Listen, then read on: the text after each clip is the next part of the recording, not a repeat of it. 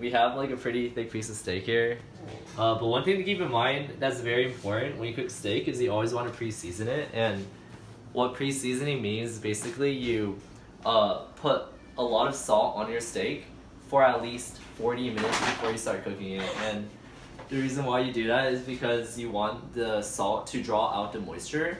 And what happens within that 40-minute window is the moisture gets drawn back into the steak. Yeah, so this is a coarse kosher salt, which is ideal for steak. You don't want to use salt that's too fine because you don't get that nice texture. So I'm also putting a lot of black pepper on it. So right now I have a really hot pan and I put in some canola oil. So it's very important that you use a high smoke point oil like canola or veggie oil or even peanut oil. And olive oil is okay, but definitely don't go for any oil like sesame oil or whatever with a very low smoke point.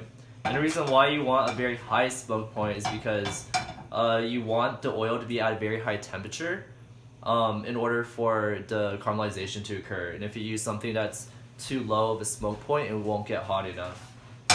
Also, the smoke point is basically just a boiling point of the oil.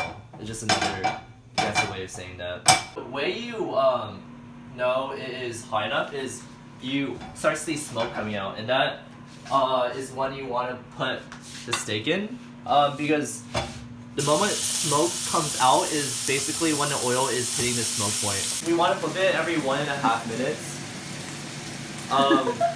And it's actually pretty interesting because like if you ask like all the top chefs like 5 years ago, they would say you flip a steak once and that's it.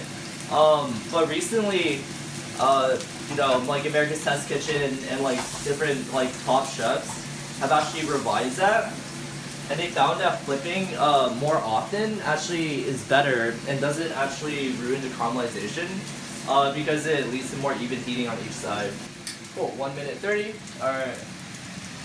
So just know that the color right now will not be as good as the color eventually. So it doesn't look bad, but we're gonna actually get a way better color when we're done with this. Again, so the point at which we want to add these extra ingredients here, the garlic and the butter, is near the end of the cooking process.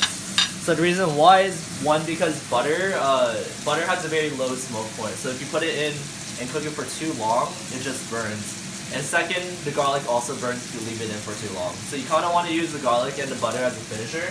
So you kind of put it in about 75% of the way through the cooking process. One more thing to note is if you have a thick piece of steak like this, cooking it on each side is not sufficient. You also want to put the steak on its side in order to render off the fat on the edges. So not only does it make it cook more evenly because you're hitting the sides, but it also leads to more caramelization on the sides of the steak. So right now I just flipped it for the third time, and you can tell the color is a lot better. Right around now is when we can add in the other ingredients. So I'm gonna put in my butter, put on the side, and then put in my garlic as well. So right now is when we do our basting process.